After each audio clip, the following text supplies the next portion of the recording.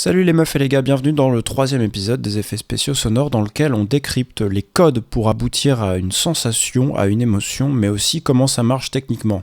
Mais on ne parle pas d'image puisque les effets spéciaux sonores, c'est relatif au son.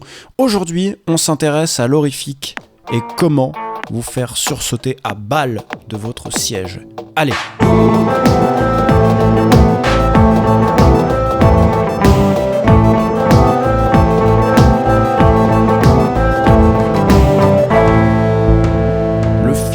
Le genre horrifique a cela d'intéressant qu'il est déjà assez ancien.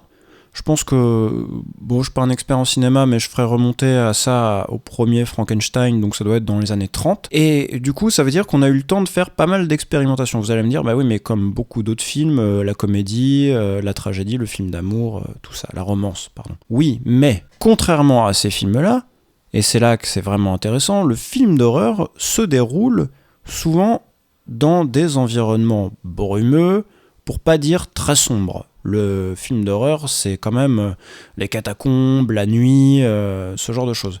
Et comme l'image n'est pas d'un grand secours, le réalisateur va devoir compenser avec le son.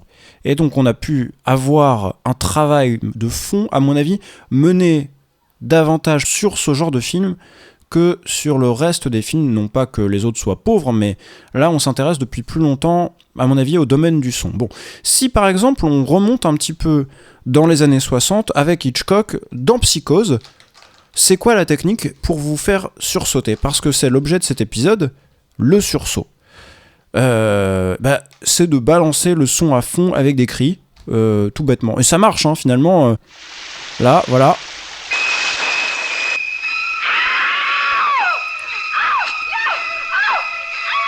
Donc on ajoute au cri, pour ajouter au cri de la femme, on ajoute le violon qui crie. Et évidemment, l'image s'occupe de seconder tout ça correctement.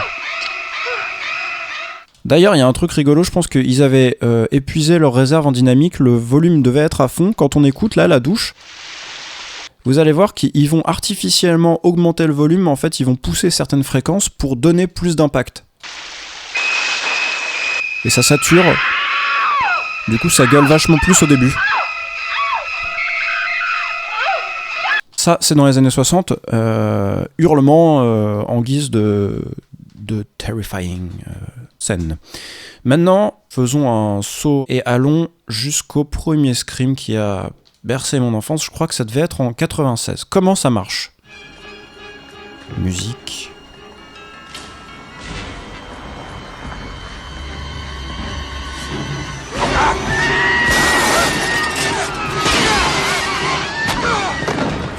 Alors là, c'est intéressant parce que au-delà du combat, ce qui caractérise cette scène, c'est que la musique, elle est là, elle est omniprésente, elle est figurative, elle est en fait un peu en annonce.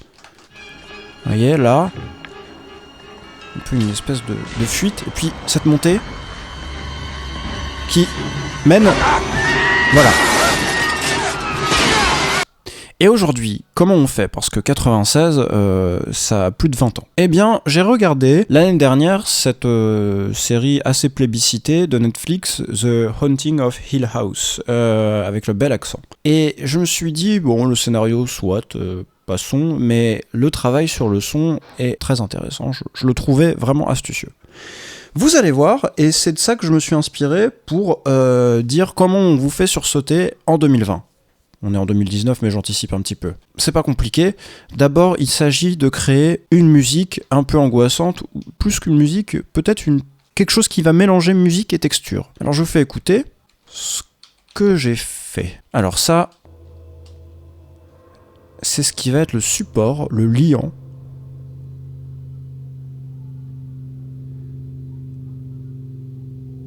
de l'environnement dans lequel va se dérouler la scène. Il y a 4 couches pour faire cette texture, dont 2 instruments similaires mais un peu détunés l'un par rapport à l'autre pour créer cette sensation de malaise notamment. Et puis dans cette musique, on travaille sur un peu la panoramique et beaucoup sur le volume. Voilà, vous voyez, on fait revenir, partir pour créer du mouvement et surtout une sorte d'insécurité. Comment ça se fait que c'est pas stable? C'est comme si vous marchiez dans une sorte de sable presque mouvant. Là, on a notre couche supérieure.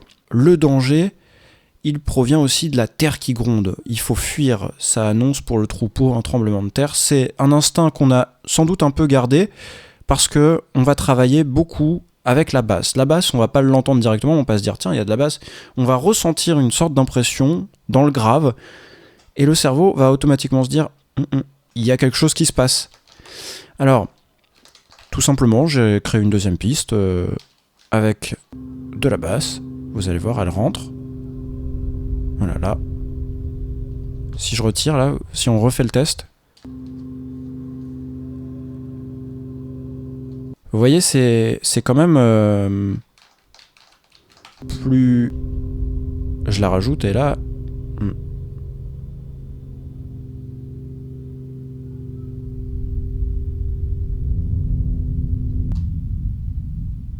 La basse en solo. Voilà. Donc là, on a, si vous voulez, le liant de la scène générale. Qu'est-ce qu'il nous faut? Puisqu'on a une scène générale, souvent, l'horrifique, ça s'adresse à l'humain, donc il nous faut un humain. C'est rare que ce soit un bâtiment qui se mette à courir et à crier parce qu'il est terrifié. Bon, alors, notre humain, j'ai décidé il n'y a pas de vocalisation, hein, on aura juste des pas, avec une petite automation de panoramique pour montrer qu'il se déplace. Alors là, pas de gauche à droite, pas en 2D, mais en profondeur, donc en 3D, mais il se déplace quand même sur la panoramique, comme s'il contournait des objets et puis qu'il avançait vers la profondeur de champ. On écoute.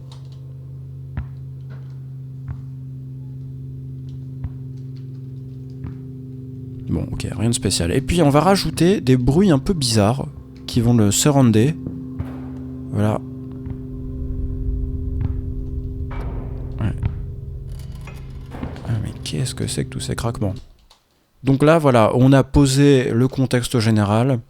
On est avec une réverbération particulière, des bruits particuliers. On est plutôt en intérieur. Et on est en train de suivre un personnage qui marche pour le moins de manière hésitante. Ça, c'est important aussi. Pour créer de l'attente, le déplacement de votre personnage, il faut pas qu'il soit sûr, quoi. Et puis il faut pas non plus qu'il soit en train de courir, parce que s'il est en train de courir, on connaît la menace. Il fuit quelque chose qu'il connaît. Là, on est dans un moment de... Qu'est-ce qui vient ?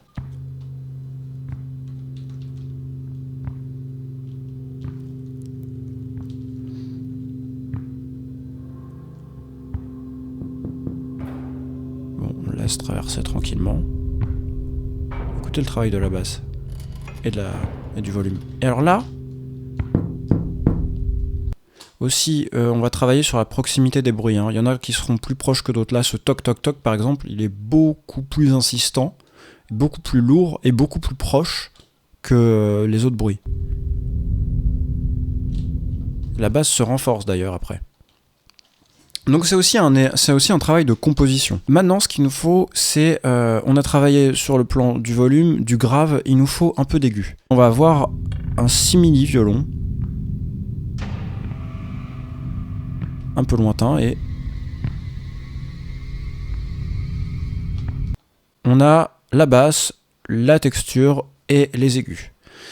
Qu'est-ce qui nous manque ? Eh bien, il nous manque le côté vicieux des réalisateurs actuels. La musique, vous voyez, elle est très plate, elle n'annonce absolument rien. C'est pas comme dans Scream où on est plutôt dans de la musique figurative.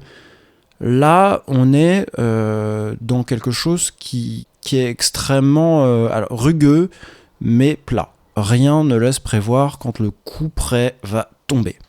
C'est là-dessus qu'on va travailler.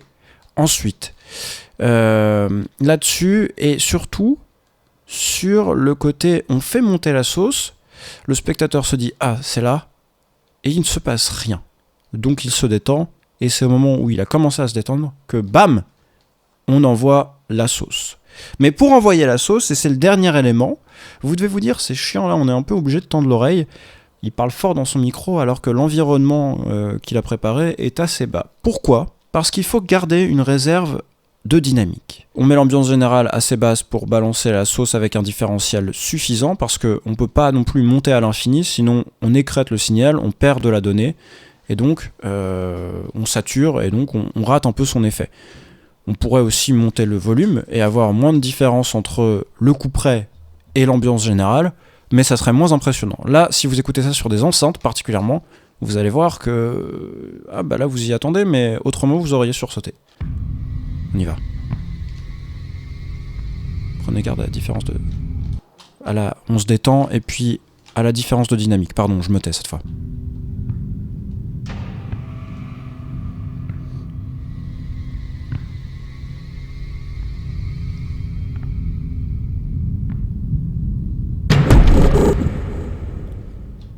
Voilà, tout bêtement.